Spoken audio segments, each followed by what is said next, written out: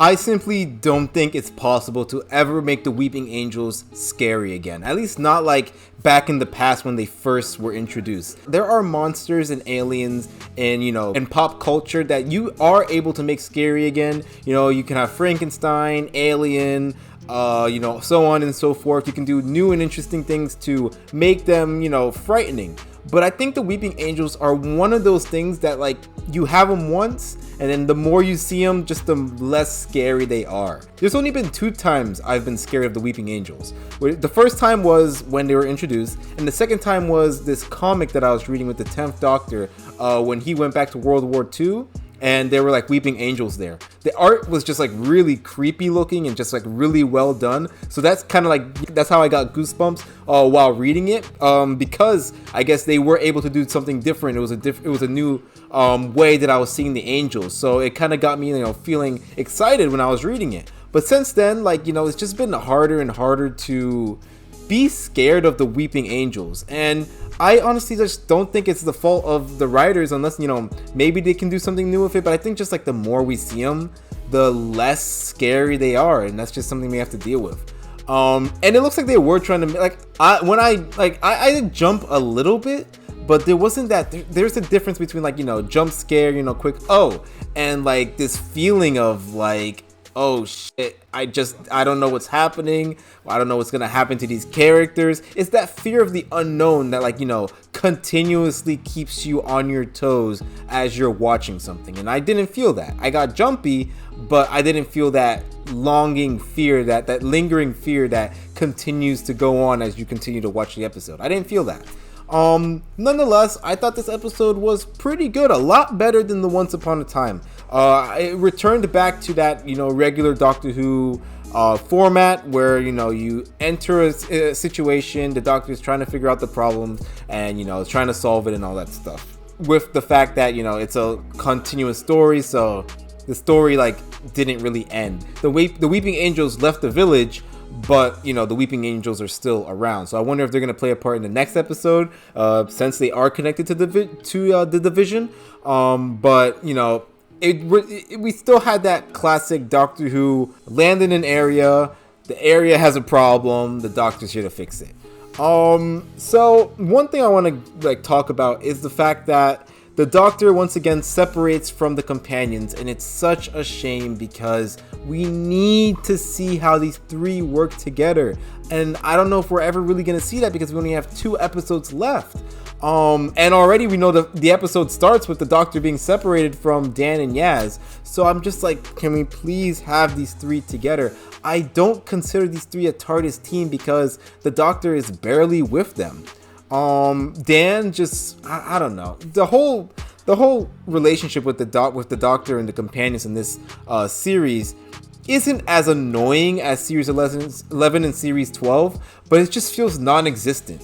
Like, the way that the Doctor treats Yaz, and the way that Yaz just takes it in silence, it kind of makes the TARDIS already feel very awkward to be in and very just like not as homey as usual. And I guess that's by design because the actress Amanda Gill was like, we're gonna see where all this tension between the Doctor and Yaz leads, and it's like, okay, but at the same time it's like, I have no idea why Yaz is still with the Doctor, because the relationship is just so bad and so toxic that it's like, what are the good parts of being with the Doctor, what's the thing that's making you want to stay? Because right now I can't find that. There's none of that wholesome Doctor companion moments. And with Dan, it's like just completely non-existent. While Yaz and the Doctor feel like an abusive relationship, the Doctor and Dan and Yaz, like all of them together, just is non-existent. And this is the first time we've seen Yaz and Dan interact in this series properly,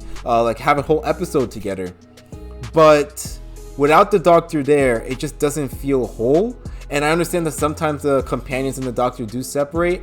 But the fact that the Dan and Yaz were separate from the Doctor for most of this episode, and like there was just barely any, if any, interacting with Dan and Yaz at all, it was very noticeable, and like just I feel like that hurt the companion team here.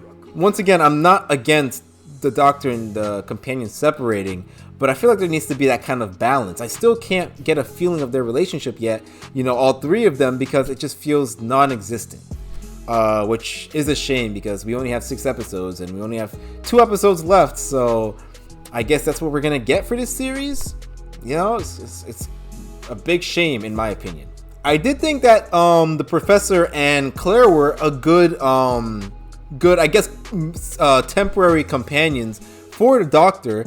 I did like the Professor a lot, actually. I did like how he stuck with his convictions, and he stuck with the he's like, I need to find out I still want to find the unknown. I still want to do my research, so please indulge me with this. And the Doctor, I guess, lets him because she doesn't really have much of a choice. But I like how he wasn't made a complete fool. He still seemed very brave. He still seemed very nice. He's just really into his research a lot, and I like that. A lot of times I feel like, especially with lately with Doctor Who, it's like, if you're sort of not following the Doctor completely, you're seen as a bit of a fool. So it's I'm glad that wasn't really the case with him. He wasn't he's a little bit selfish, but at the same time, he was willing to let Claire go first while he watches the angels, which said a lot about his character. And then Claire herself, it seemed a little bit out there that she apparently was a psychic, but I did like how that sort of connected her with the angel and gave the angel the opportunity to enter her mind. I just wish that was hinted at in episode 1. Once again, I think that she deserved another scene in episode 1 that hinted at the fact that she knew the Doctor was coming. And now more than ever, I do think that was necessary. But yeah, I like the return of the dust in your eye and stuff like that. I thought the wings, at first I thought what they were doing with the wings, I thought that they were having the statue be behind her and then the wings popping out so it looks like she has wings. But it turns out that she actually did have wings, and it didn't look that good. Honestly, the way that it was moving, I didn't like it at all. It looked very weird to me. It was still good that what they were doing with the whole I liked what they were doing with the Weeping Angel and communicating through her. I don't really like the angels talking, but I realized that it was necessary. So I was like, you know what, whatever, they're doing it, there's nothing I can do about it. Not the silliest thing that we've had with the angels, but it was just something that I was like, yeah, okay, I guess I'll go with it. And I did like the conversation that they were having inside Claire's head. But yeah, some of the effects really there was that effect and then one more effect that I can't even remember that looked weird, but other than that, the episode looked pretty good. The setting was also really nice. I liked the whole small town thing that they were doing, the small village thing. They had the 2 guardians that ended up dying a horrible death. They had older Peggy, little Peggy, and then they had that priest as well that just disappeared and we never saw him again. Yeah, I guess, yeah, it was fine for what it was. I thought it was pretty good. I don't think I had a problem with the setting. The space woman thing, I once again forgot her name, but maybe she'll be important enough for me to remember. Honestly, it was a better than it was last episode because they had that whole mystery with the passenger. I thought that was, pretty interesting. I think that was a good hook, having that mystery there was making me go oh, what the heck is going on here? And then when I found out, oh, well, I wonder why they're trying to get all these people. It's not answered, but at least it got me interested in the episode. I did think that the post-credit scene with her and Vinder was a bit weird and dull. I understood, they're trying to light that fire in Vinder, but once again, I don't really care about the relationship. There's no reason for me to care, and there's nothing that's hooking me. So when it comes to their relationship, I'm still about, but I at least thought that her side of the episode was a little bit more interesting than it was in the last episode. And then finally, we have the whole division thing. I was pretty interested in the division. I thought it was when they said that, oh, you have been recalled, I was like, oh man, okay, that's actually pretty hyped. I wonder if I guess, is it a Time Lord division? Because the Time Lords are all gone, but I thought the division was a part of the Time Lords, but maybe not, who knows? Apparently they've been recalled. Again, it's Time Lords, so they could just be going back in time to when the Time Lords were still around. But hopefully we get to meet some of the division in the next episode. I can't say the division fast. The division. But yeah, I'm pretty interested to see what they look like, so maybe we'll get that in the next episode. Speaking of look like, I did like how the Doctor looked when they turned her into an angel. I thought that was a pretty good effect, and the way that she looked when it was all said and done. I don't know if that was a real statue. I doubt it, but if that is, I'd auction that off or something, because that's actually pretty cool. A Doctor statue. But yeah, that was pretty interesting. I think that like fuels the theory that angels are Time Lords, because we got to see a Time Lord get turned into an angel. I'm wondering if that's what happened to all the other angels, but I'm guessing that you can turn the Doctor back. Otherwise the Doctor's going to be stuck as an angel forever. But I don't think you can change the other angels back, because otherwise they would probably be turned back by now.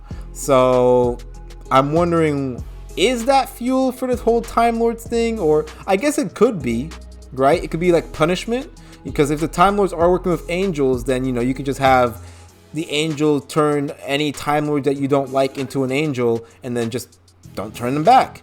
But I don't think the angels came from the Time Lords. I just think that was a punishment that the Time Lords created. But yeah, like I said, I thought the effects were pretty cool. I'm excited to see where that leads. I wonder if we're going to see that specific angel that said that they know all the information on the Doctor. I wonder if we're going to see them again. I'm guessing, because maybe we're probably going to see Claire again. I want to know more information. I knew we weren't going to get any of that information in this episode. I hope that we're not saving it for the last episode. I'm begging you, Chibnall. Please give us some information in episode 5. Please. Oh God, I feel like we're just saving it all for the end, and I don't think that's a good idea, because we won't have enough time. Unless you want to make it a 2-hour episode, then go ahead. But I don't think we can have enough time. We're gonna have enough time to give a satisfying answer. But we're gonna have to wait and see. Overall, like I said, thought the episode was definitely better than episode 4. Don't think that it was scary, at least not the scary that I want. But I did like, I thought it was a pretty good episode. Like, I liked how everybody was moving around. I wish that the Doctor would spend more time with her companions, but I guess we're not going to be getting that anytime soon. Once again, all I can do is hope for some answers next week. Like, just please give us some answers. Just so you don't have to give it all to us at the end, And then imagine if they don't give it all to us at the end, because we have to still watch the specials. Honestly, I wouldn't be surprised if they keep some mystery for the specials, because that's just how Chibnall does things. But tell me what you guys thought about the episode down in the comment section down below. My reaction is going to be coming out sometime this week, definitely. Hopefully we don't have another mistake like we did with episode 3. That will be explained in the reaction as well, why that isn't up. But yeah, hope you guys enjoyed. I'll see you guys next time. Until then, bye.